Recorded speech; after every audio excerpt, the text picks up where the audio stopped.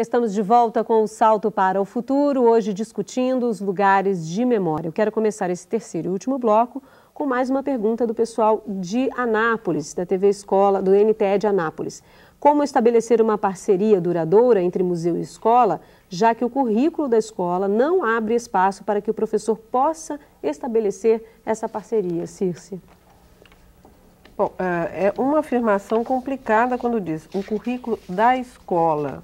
Eu acho que o currículo é construído de uma forma dinâmica com os professores, né? Não acredito que seja possível nós dizermos que existe um currículo pronto em outro lugar que o professor é obrigado a cumprir. Eu acho que no momento que a gente está vivendo, né, é um momento em que há mais autonomia do professor e da própria escola organizar os seus projetos curriculares e criar o que a gente chama de currículo real, né? Então, essa afirmação é um pouco complicada, a não ser em casos mais específicos de determinadas escolas. Como política educacional, isso não é o que se supõe, não é? Então, essas propostas de saídas com os museus, né, ela evidentemente, talvez esteja pressupondo uma questão de formação continuada do professor, que às vezes ele se sente muito inseguro, porque realmente, para o professor sair, ele não pode sair de repente com os alunos e ir ao museu, esperar que o museu... Né? Não é extracurricular, né? Ele tem que saber o que ele vai ver no museu antes, enquanto professor, ele tem que fazer um projeto de ele também estudar o museu antes dos alunos, né? Porque o museu pressupõe um conhecimento do que ele tem, que oferece e que esteja ligado ao conteúdo que ele esteja trabalhando na sala de aula. Não é largar uma disciplina, eu estou dando história, a regência, eu vou lá estudar a África, entendeu? Não, de repente, eu estou dando uma história política de um lado, ou a Revolução Francesa, paro para dar África, quer dizer, não pode, né? Você tem que estar adequando os conteúdos escolares teus ao projeto de museu que está ali. Aquele museu, por que eu vou visitá-lo, né? Que é enfatizar mais uma vez, por que eu vou ao museu? Lá o museu vai oferecer o quê? Ele oferece um tipo de material que são os objetos. Eu tenho que saber, enquanto professor, como é que eu analiso esse objeto. Como é que o objeto vira material didático, entendeu? A gente é muito acostumado com livro, mas não com o objeto virando material didático. E ele tem que virar material didático. Tá certo. James, do Tocantins, vai participar agora. Oi, James, tudo bem? Tudo bem, Bárbara. Sou o professor James Aguiar Araújo, orientador de aprendizagem do teleposto do Colégio Estadual Adolfo Bezerra de Menezes, em Araguaína, Tocantins. Sabemos que a escola é um espaço formal de construção, transmissão do conhecimento, mas que também existem outros espaços de saber que também educam, a exemplo de museus, arquivos, TV, rádio, cinemas, teatros, entre outros. Entendemos que, nesse sentido, se queremos formar cidadãos críticos, teremos que utilizar esses espaços que fazem parte do contexto social de nossos alunos e não nos limitarmos apenas às quatro paredes de uma sala de aula. Pergunto aos professores convidados, que estratégias devem ser adotadas pelas unidades escolares para promover uma conscientização nas comunidades locais da importância desses espaços, sem corrermos os riscos de promovermos uma desvalorização da escola como um importante espaço de construção do conhecimento. Boa noite, até a próxima. Até a próxima, James. Obrigada mais uma vez. Professora Marta, ele traz uma questão muito importante, né, do que a gente vem discutindo, que é a ideia por parte da comunidade de que aquele trabalho, aquela saída que é tão importante, tão esperada, né, pelos alunos e pelos próprios professores, tão planejada, não tem a ver com o currículo. Aquilo não está assim, não faz parte da educação que a escola deveria proporcionar. Como lidar com essas questões também, né? Eu até já tinha comentado um pouco isso antes, quer dizer, porque muitas vezes essa atitude de sair, né, de buscar um aprendizado em outros locais, nem todos concordam, né? Pais, a comunidade às vezes reclama disso, não está aprendendo. Está deixando de fazer o programa. Está deixando de fazer o programa, quer dizer, é evidente, exige um certo convencimento, quer dizer, o professor tem que estar seguro de que aquilo é importante. E por que aquilo é importante? Acho que a Cis colocou um pouco, quer dizer, saber antes o que vai se buscar, qual a relação dessa saída com o conteúdo que está sendo trabalhado. E convencer, quer dizer, também faz parte olha, isso é importante, isso é complementar ao conteúdo. Eu sempre digo, a gente, seja a escola pública, a escola particular, a gente tem que convencer que aquele trabalho é válido e é importante.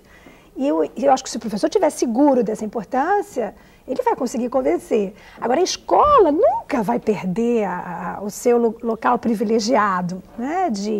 É o referencial cultural da nossa sociedade, que a escola é o local central. Então, não tem perigo da escola perder esse local central. Agora, eu queria só enfatizar um pouco a ideia de museu, de voltar a falar, que eu acho que a ideia de museu, também o museu não pode ser pensado só como um outro lugar de 4 paredes, fechado, daquela concepção. Existem várias concepções de museu hoje, e acho que o professor tem que estar aberto a isso. Quer dizer, o museu não é só aquele lugar que tem placa de museu e que a gente vai encontrar aqueles objetos ordenados de uma tal forma.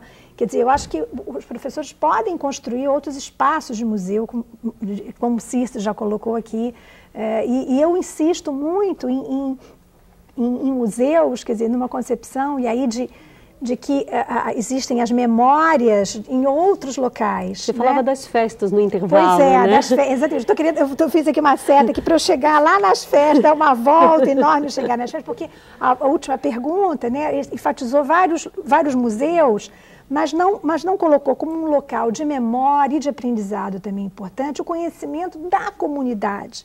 Aquilo que a comunidade sempre fez, variou no tempo, mas que guarda como algo importante para a comunidade. E aí vai ser em qualquer lugar do Brasil, qualquer comunidade faz festa.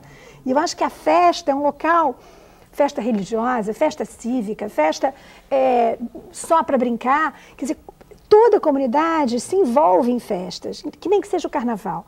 E aí é um local de memória em que todos podem se encontrar, e através dessas festas você pode repensar a memória daquele grupo, dos grupos, e inclusive isso pode dialogar, isso pode ser comparado com a história oficial que é contada daquela comunidade ou do Brasil.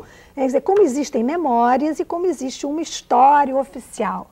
Mas a comunidade guarda outras experiências. Você falou do carnaval. O carnaval é diferente no Brasil inteiro, não é só o carnaval do Rio de Janeiro. Em cada região, em cada cidade, em cada pedacinho de rua. É um carnaval diferente. É um carnaval diferente, né? A gente não tem carnavais iguais no Brasil todo. Não. Apesar de já até se tentou fazer um carnaval só. Mas não foi possível. Ainda bem, né? Aqui é só, né? Ainda bem, né? Eu queria voltar um pouquinho ao texto da Helena. Você fala, Helena, bastante da importância que os museus de ciência tiveram para essa visão de museu de história e museu como lugar de memória que a gente tem hoje. E você diz assim, a gente ainda precisa, né, os museus de história ainda têm muito a aprender ou ser influenciados por essa visão. Por quê? Por que você acha? O que foi o ponto fundamental para que os museus de história, para que os museus de ciência tenham hoje essa característica? Houve um desenvolvimento inicial, Bárbara, mais voltado para os museus de ciências naturais, com a ideia de se guardar, então, as coleções, né? Mas no século XIX, especificamente, esses museus ganham muita força nas ciências naturais, e você começa também a pensar posteriormente os museus de história. Só que no século XX e até hoje em dia, você teve um desenvolvimento da parte dos museus, do que a gente está querendo enfocar aqui enquanto espaço educativo.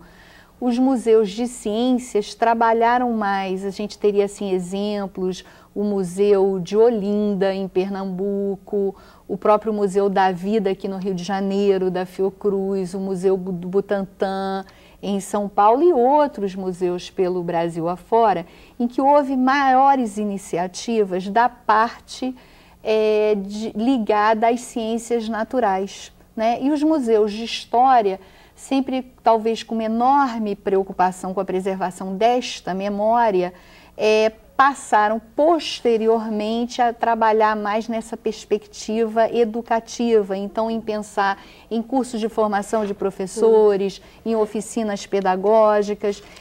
Hoje em dia isso já está mudando, mas a gente percebe ainda que há um oferecimento maior, tanto para a formação de professores, cursos oferecidos pelos museus, ainda nos museus de ciências naturais ou de ciências em geral, o Museu de Astronomia no Rio de Janeiro, que vira e mexe tem curso para professores, e ainda há um oferecimento menor nos museus de história. Daí o meu texto abordar a questão da necessidade de a gente pensar um pouco mais nessa pedagogia dos museus de história, né? Isso talvez explique um pouco ainda esse distanciamento do professor, essa visão de que o museu ainda é um lugar sagrado e que ele não tem um certo receio em fazer parte daquele lugar sagrado. Com certeza, né? eu acredito que sim. Tá certo. A gente está na reta final do programa, finalzinho. Eu gostaria de ouvir de vocês agora as considerações finais sobre tudo o que conversamos hoje aqui. Eu queria começar pela professora Circe. Bom, eu queria mais uma vez agradecer e dizer da alegria de estar aqui discutindo com professores de vários lugares do Brasil, né, que têm essa necessidade bastante grande, né, de inovar e ao mesmo tempo como inovar. Né? Quer dizer, eles querem trabalhar com essas novas perspectivas no ensino, né? Que eu sempre chamo de ensino da história, no caso nosso aqui, esses lugares da memória do museu, né? E eu queria só deixar claro assim, nós professores, nós temos que estar sempre estudando e buscando novos conhecimentos. No caso do museu, acho que a primeira pergunta mesmo é essa: o que é o museu? Por que nós temos que trabalhar no museu? Eu acho que essa pergunta inicial vai desmembrar em várias outras questões que vão facilitar o resto do trabalho do professor e levar os alunos para fazer museus dentro da própria escola ou vários outros museus que eles são capazes de fazer. Incentivar até a comunidade a criar um museu também, né? Acho que o professor tem um papel político bastante grande na sociedade.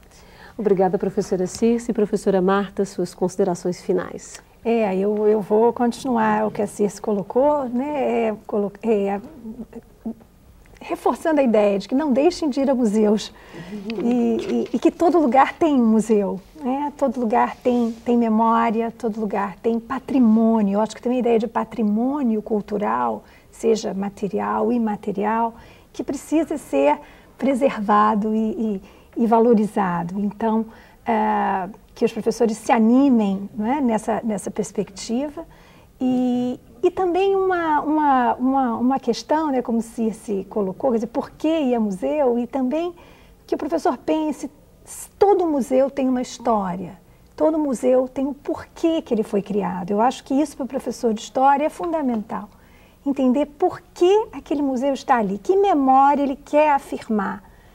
E se forem criar um museu, né, Circe, que também tenha bastante consciência, quer dizer, para que esse museu que está sendo criado, né? Tá certo. Obrigada, professora Marta. Professora Helena, suas considerações finais. Complementando as falas das minhas colegas, eu acho que eu reforço também a importância da gente ver o museu como parceiro, né? O museu como algo que a gente teria a prova na alegria das crianças, essas crianças que foram entrevistadas, e quando elas colocam que aprendem mais, eu acho que essa seria a prova dos 9, da gente continuar insistindo e muitas vezes ter que quebrar mesmo com mentalidades criadas dentro da própria escola, dos pais. Eu acho que tudo isso é novo, né? A gente está aprendendo. A gente tem uma formação continuada a vida inteira e nós temos que muitas vezes derrubar essas barreiras de mentalidade. Se a gente não experimenta, se a gente não tenta, a gente não investe numa mudança de mentalidade em ver o museu e outros espaços educativos. Obrigada, professora Helena. O Salto para o Futuro de hoje fica por aqui. Eu agradeço as presenças das professoras Helena Araújo, do Instituto de Aplicação da Universidade do Estado do Rio de Janeiro e também consultora desta série.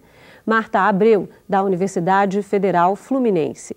e Circe Bittencourt, da Faculdade de Educação da USP. Eu agradeço também a você que participou do debate, enviando perguntas e sugestões. No programa de amanhã, vamos discutir os espaços públicos de memória. Eu espero por você. Salto para o Futuro, 15 anos, parceiro do professor.